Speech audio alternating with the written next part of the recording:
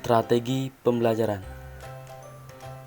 Nah, kali ini saya akan membahas materi tentang model pembelajaran berbasis proyek. Di dalam materi ini terdapat 3 sub bahasan. Pertama, konsep, prinsip, dan karakteristik model pembelajaran berbasis proyek. Kedua, pemilihan tema atau topik yang sesuai dengan model pembelajaran berbasis proyek. Dan yang ketiga, sintak pembelajaran berbasis proyek. Langsung saja yang pertama, konsep, prinsip, dan karakteristik model pembelajaran berbasis proyek. Yang pertama kita membahas konsep. Menurut Fathur Rahman tahun 2016 halaman 119, model pembelajaran berbasis proyek atau project based learning adalah model pembelajaran yang menggunakan proyek atau kegiatan sebagai sarana pembelajaran untuk mencapai kompetensi sikap, pengetahuan, dan keterampilan. Sedangkan menurut para ahli yang kedua, yaitu Saifuddin pada tahun 2014 halaman 58, project based learning merupakan metode belajar yang menggunakan masalah sebagai langkah awal dalam mengumpulkan dan mengintegrasikan pengetahuan baru berdasarkan pengalamannya dalam beraktivitas secara nyata.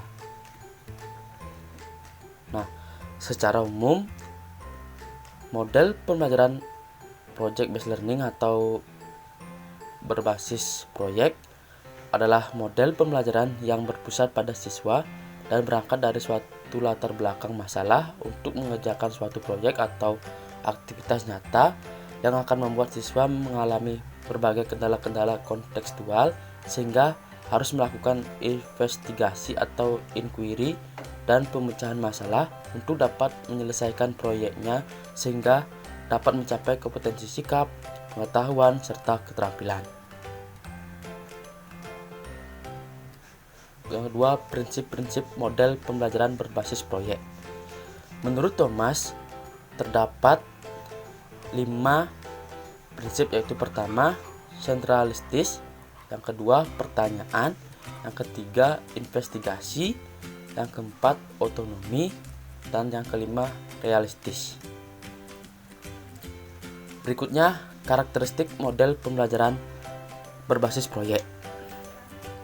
Menurut Daryanto dan Raharjo tahun 2012 halaman 162 terdapat 8 karakteristik, yaitu pertama, peserta didik membuat keputusan tentang sebuah kerangka kerja.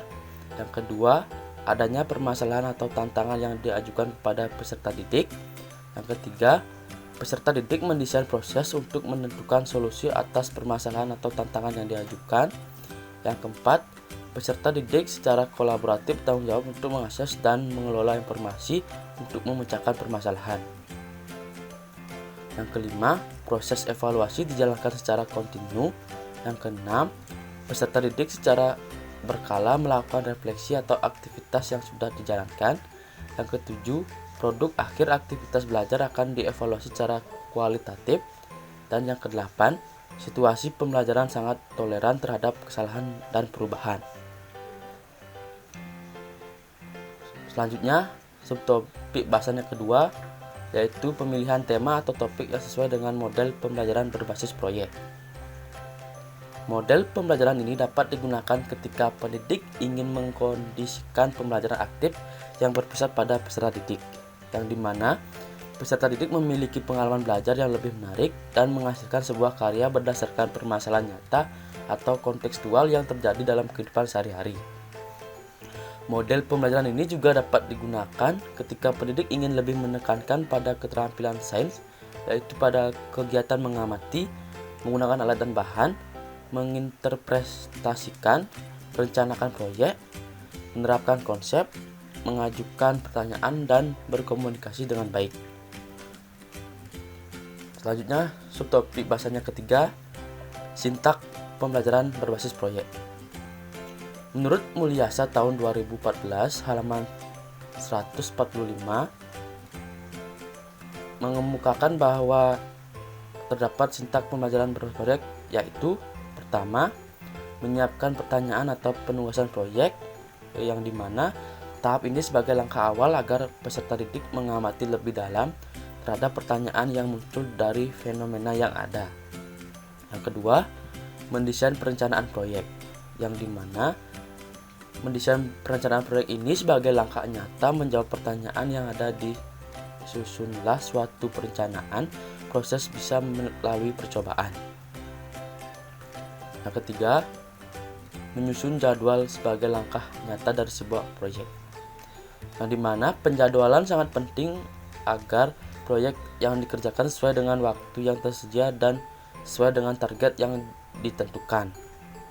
Yang keempat, memonitor kegiatan dan perkembangan proyek, yang dimana peserta didik mengevaluasi proyek yang sedang dikerjakan.